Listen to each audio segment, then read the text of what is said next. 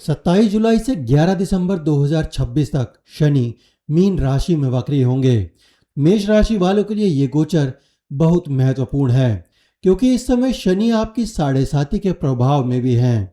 दोस्तों, आज का कार्यक्रम चंद्र राशि पर आधारित है और अगर आप अपनी कुंडली दिखाना चाहते हैं तो स्क्रीन पर दिए हुए नंबर पर भी आप कांटेक्ट कर सकते हैं। दोस्तों, अब बात कर लेते हैं जो 27 जुलाई से शनि वक्री हो रहे हैं तो मेष राशि वालों पर इसका क्या प्रभाव पड़ने वाला है। एक बात मैं आपको क्लियर कर देता हूँ कि शनि जो वक्री होते हैं ना, वो हर साल ही वक्री होते हैं, इसलिए इसमें कोई डरने वाली बात नहीं है।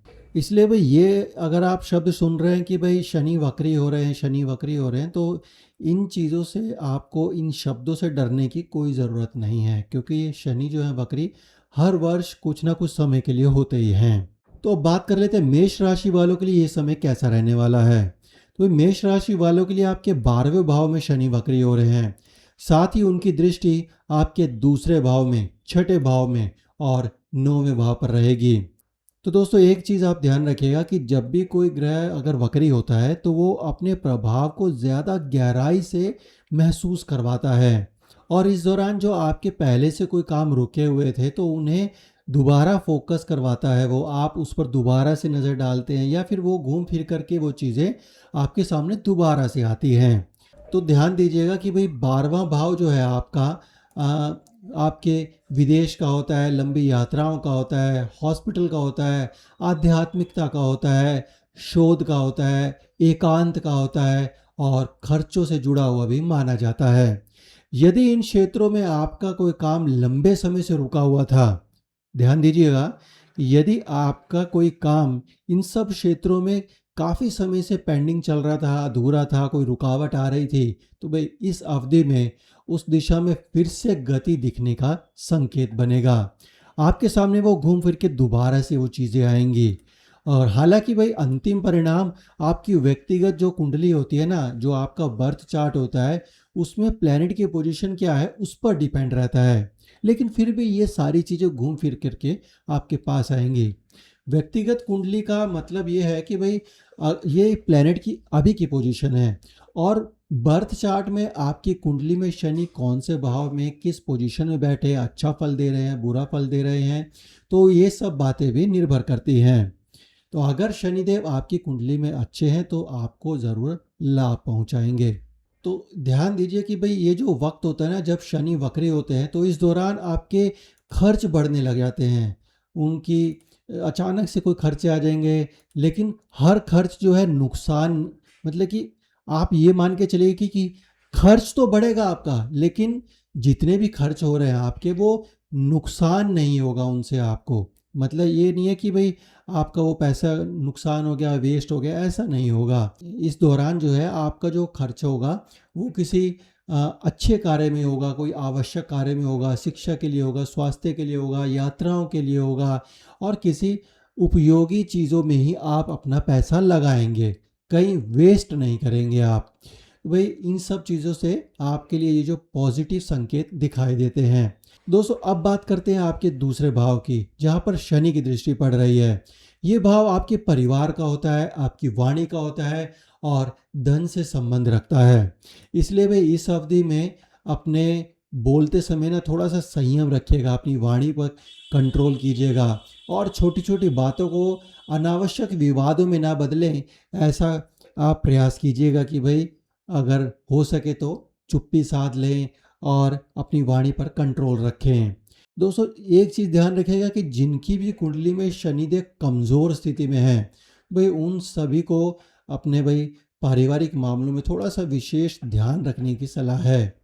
इसके अलावा भाई अगर हम स्वास्थ्य की बात करें तो स्वास्थ्य की दृष्टि से आपको थोड़ा खान पान में ध्यान देना होगा। विशेष रूप से आपको दांत से जुड़ी समस्याएं हो सकती हैं, गला खराब हो सकता है, पाचन में थोड़ी सी प्रॉब्लम आ सकती है, पेट से जुड़ी कुछ परेशानियां नज़र आ सकती है। तो इन सब चीज़ों को आपने नज़रअंदाज नहीं करना है, समय पर देखभाल करना आपके लिए बेहतर रहेगा। तो शनि की दृष्टि अब आपके ना छठे भाव पर भी पड़ रही है।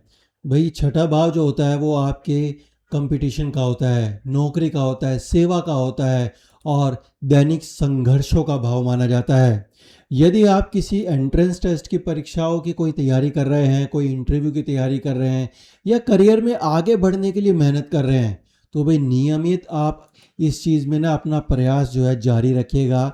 आप कंटिन्यूशन में ये सारे कोशिश करते रहिएगा, क्योंकि शनि का जो स्वभाव है ना दोस्तों, वो शनि शनि है, लेकिन आपको जो परिणाम देते हैं वो अच्छा माना जाएगा। आपके जो परिणाम देने वाला जो शनि है ना, शनि को परिणाम देने वाला माना जाता है।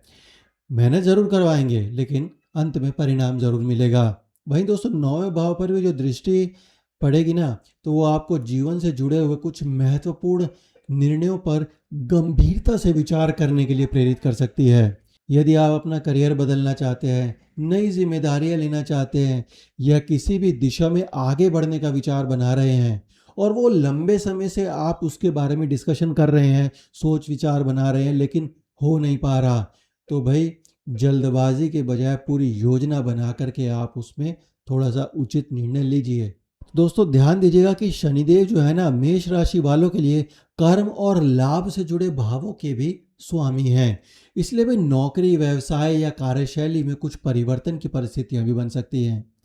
ये बदलाव जिम्मेदारियों के साथ आएगा, इसलिए धैर्य और अनुशासन दोनों ही आपके लिए आवश्यक रहेंगे।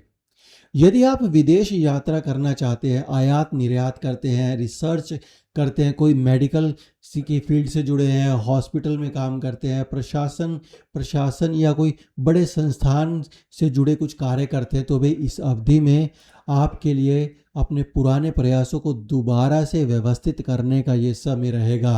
कुल मिलाकर अगर मैं एक पॉजिटिव बात कहूँ तो भाई ये जो समय है ना, 12वें भाव को सक्रिय करने वाला भाव रहेगा। केवल खर्च ही नहीं दिखाता है, बल्कि आपको आध्यात्मिक विकास, आत्मविश्लेषण और जीवन को नई दिशा देने का अवसर भी प्रदान करता है। याद रखिएगा दोस्तों, शनि का सबसे बड़ा संदेश होता है अनुशासन, धैर्य और निरंतर कर्म करते जाइएगा। केवल उत्साह कुछ समय तक साथ देता है, लेकिन अनुशासन व्यक्ति को मंजिल तक पहुंचाने में मदद करता है। इसलिए इस पूरे वक्री काल में जल्दबाजी से बचिएगा, अपने काम की गुणवत्ता पर ध्यान दीजिएगा और नियमित मेहनत करते रहिएगा। तो दोस्तों वीडियो के अंत में अब मैं बात करता हूँ इस समय को बेहतर बनाने के उपाय की, मगर उससे पहले अगर आपने वीडियो को अभी तक लाइक नहीं किया, प्लीज़ दोस्तों वीडियो को लाइक कीजिए और चैनल पर अगर नए हैं तो चैनल सब्सक्राइब कीजिए। दोस्तों आपके लाइक से हम मोटिवेट होते हैं और ये वीडियो और भी लोगों तक पहुंच पाता है, तो प्लीज़ चैनल पर अगर नए हैं तो चैनल सब्सक्राइब कीजिए और वीडियो को लाइक ज़रूर कीजिएगा।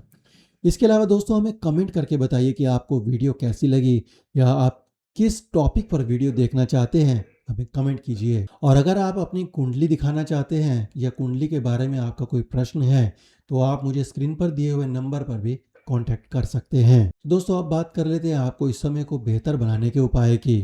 तो इस दौरान दोस्तों आपको हनुमान चालीसा का पाठ करना है और शनि के बीज मंत्र का जाप करना है। इसके अलावा दोस्तों सूर्य को रोजाना अर्घ दीजिए। तो दोस्तों कैसी लगी आपको ये वीडियो, हमें कमेंट करके जरूर बताइएगा। वीडियो पसंद आए तो लाइक शेयर सब्सक्राइब जरूर कीजिए। ओम नमः शिवाय।